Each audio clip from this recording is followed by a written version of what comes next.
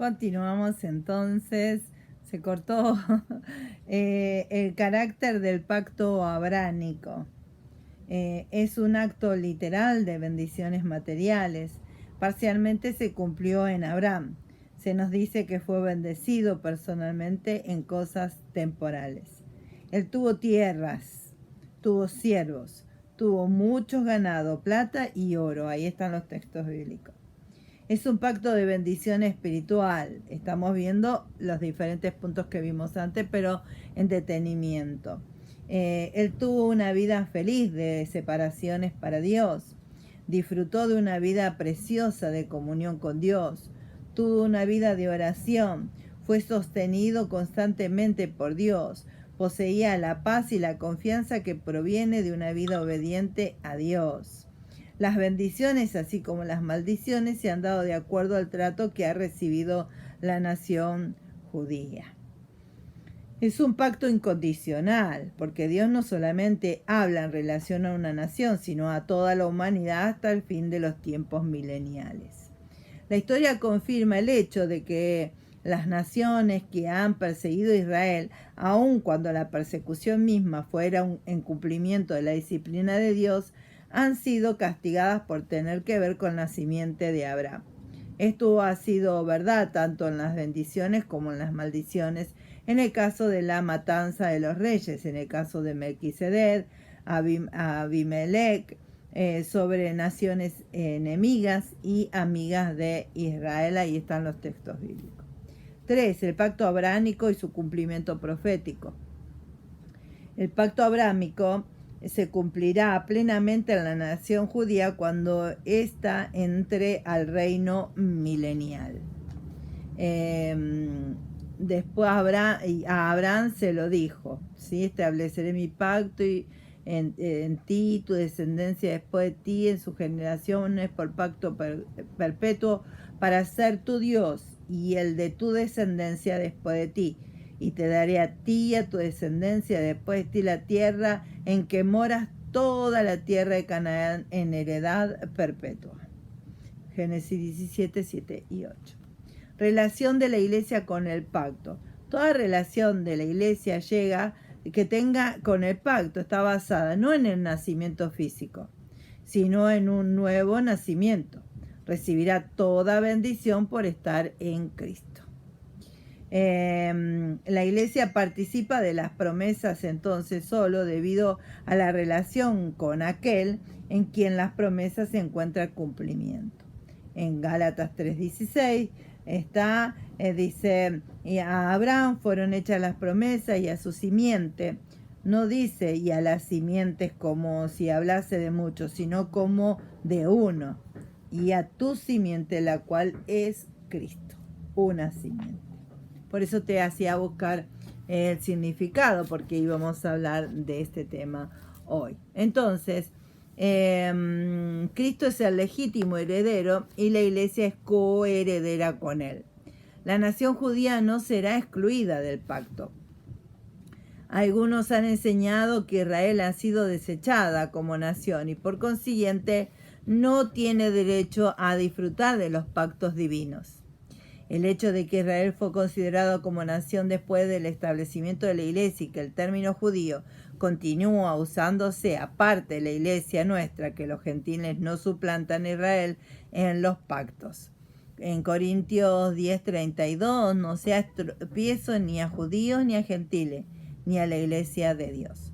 Los judíos y los gentiles convertidos a Cristo vienen a ser integrantes de un solo pueblo, el Israel de Dios, ¿sí? En fin, el Israel fiel de Dios según la carne heredada la tierra. Vamos de nuevo. El Israel fiel de Dios según la carne heredará la tierra. Las promesas de posesión de la tierra por la desobediencia, la descendencia de Abraham, es algo claro en el pacto. Hoy en día Israel ha sido rechazado como nación debido a su incredulidad. No obstante, el registro bíblico nos enseña que el pacto se cumplirá en ellos. Por tanto os digo que el reino de Dios será quitado de vosotros y será dado a gente que produzca los frutos de él. Eso está en Mateo 21:43. Una interpretación de este versículo debe contestar estas preguntas. ¿Qué será quitado? ¿De quiénes es quitado?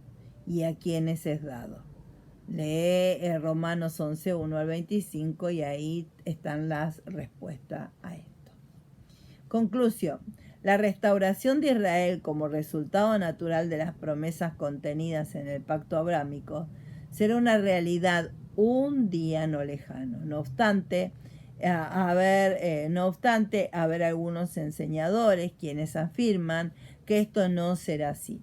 La relación de la Biblia es firme y sólida tocante a esta promesa para el pueblo judío.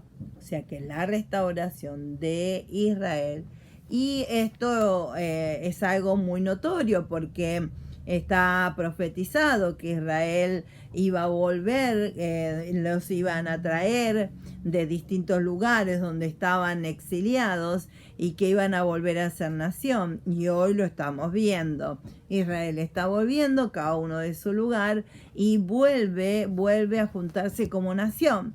Otra de las cosas es que el templo se iba a hacer y ya está el terreno comprado para edificar el templo y ya están las personas que van a poner el dinero para que ese templo sea construido. Ya Jerusalén se nombró capital y por lo tanto eso es algo que estaba profetizado que así iba a ser. Quiere decir que este pacto con Abraham, donde Dios se lo dio hace tantos años, pero Dios no se envejece, Dios no cambia de opinión, Dios es inmutable, no cambia, aunque nosotros cambiemos, aunque cambian las personas, aunque cambian la ciencia, va avanzando, pero las promesas de Dios son sí y amén. Son fieles y verdaderas. Entonces uno tiene que entender esto para poder comprender que la palabra de Dios no cambia. Cuando Él nos promete algo, Él lo cumple, siempre cumple. Por eso es que tenemos que tener en cuenta que cada promesa que el Señor nos da es para que nosotros podamos atesorarla y esperar el cumplimiento. Hay veces que no es el tiempo de Dios para darnos tal o cual bendición, pero si Él lo prometió, Él lo va a cumplir. No nos olvidemos que tenemos un Dios de pacto, y eso es maravilloso porque entonces podemos saber una vez más, este estudio nos confirma que Dios siempre cumple con sus promesas. Así que por lo tanto tenemos que estar conscientes y saber que el Señor siempre cumple sus promesas. Bien, de esta manera estamos con el pacto de Abraham, el pacto número 4. Bien, no te vayas porque vamos ahora con la clase de fusión eterna, ¿sí? Ahí vamos. Dios te bendiga mucho.